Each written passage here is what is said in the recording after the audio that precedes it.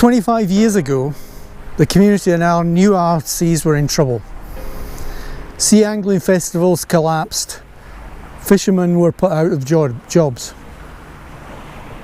The community acted. We wanted to bring in spatial management that included a Notake Zone. So we campaigned. After 13 years, we brought in the Notake Zone. The issue, in reality, around our waters was the issue of scallop dredging.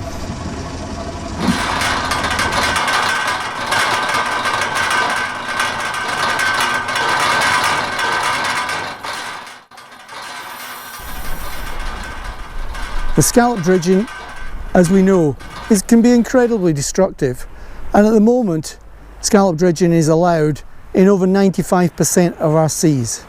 By 2008, the Notake Zone was designated. A few years later, 2016, the management was put in place for the South Arran MPA. What that in reality meant was that our aims way back 2 decades before of a spatial trial of different forms of management could now really happen in practice. We have one area of full no-take zone. We have 4 other no-creeling areas over areas of recovering merle. We have another area over seagrass. And we have no scallop dredging at all in the South Arran MPA. Prawn trawling is still allowed to happen in the outer edges of the MPA. So we have a spatial area that is of great interest to scientists to check and see and monitor just what happens. After all these years of campaigning, you sometimes do doubt yourself, will nature actually recover? Will anything change? And in the first 3 or 4 years of the Notake Zone, there were very small changes, but nothing significant. There was an increase in algae, an increase in hydroids, and an increase in spattle settlement. But basically it was a very slow start to the recovery. Over a number of years, we used the local creeler to creel or pot for lobsters within the Notake Zone. The area of lobster habitat isn't large, but year after year we would see an increase in lobster size, increase in the amount of lobsters. Scientists estimate that due to the size of the lobsters getting much larger, it's potentially seeding an area up to 10 times the size of the Notake Zone. The recovery of king scallops was slow over the first 4 or 5 years, but then between the 5th and the 10th year we saw an acceleration in the numbers of scallops. The scallops were much larger. They're in the Notake Zone, they're much closer together. The scallop numbers are now up to 4 times as numerous in the Notake Zone. And it's estimated by scientists that the Notake Zone is seeding an area up to 20 times its size. After 2016, in less than 4 years, the marine protected area's scallop population increased 6-fold. Baited remote underwater videos have been used by both the University of York and the University of Glasgow, both in the Notake Zone and all around the South Arran MPA. Results from the monitoring of the cameras and the research done by Sophie Elliott indicated and proved that juvenile cod preferred a more complex seabed. The cover of living organisms on the seabed in the Notake Zone is now nearly twice that of nearby areas of seabed open to scallop dredging.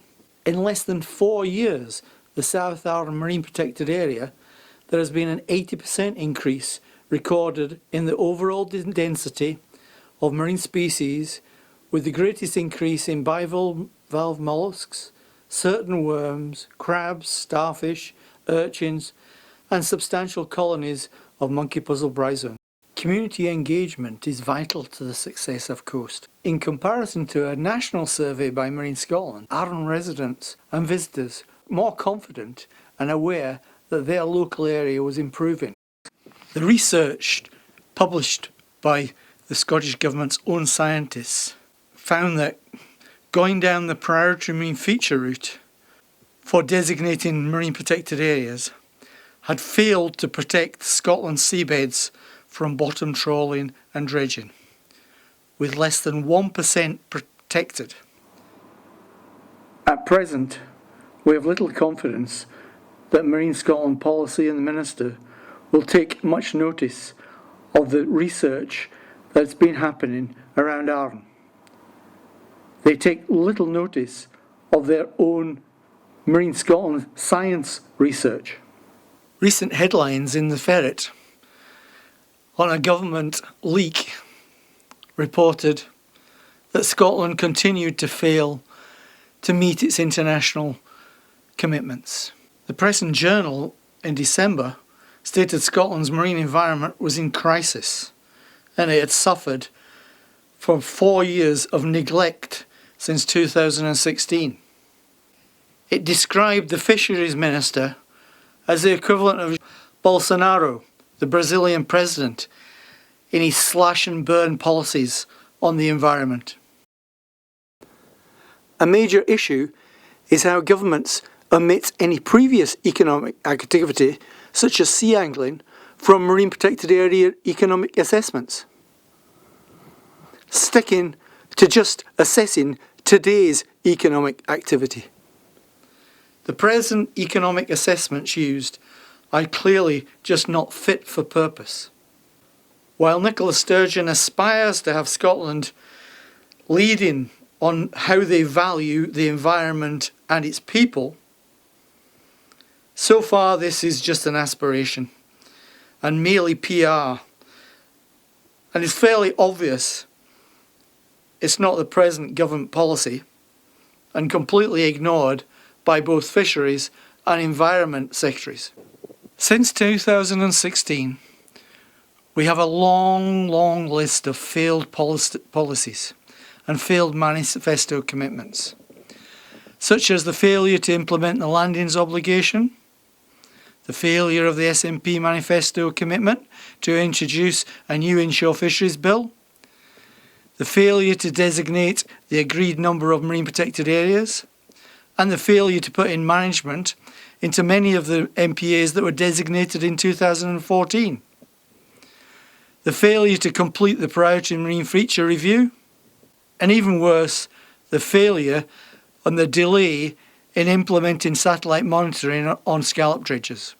There is far too wide a gap between scientific work done both community-wise and academic-wise and Marine Scotland science-wise for this moving forward into effective policy and ministers' decisions. But there is hope. Arran's MSP Kenneth Gibson raised a motion which was followed by a debate in the Scottish Parliament on the December the 15th. The motion in congratulation of Coast, the Notake Zone, the Marine Protected Area, the monitoring by York University and a range of academic institutions, stated Scotland should have more no-take zones. Following in the debate, every major political party's representative agreed that no-take zones should be implemented on a larger scale all around Scotland. We have proof of concept here in Lamlash and around Arran, but what we don't have is the political will and the leadership to move forward with effective marine protected areas and effective inshore fisheries management. But just like the no-take zone, we will have to move this forward through people power and communities campaigning together. We now have 88 organisations all wanting change, which represent not thousands but tens of thousands of people.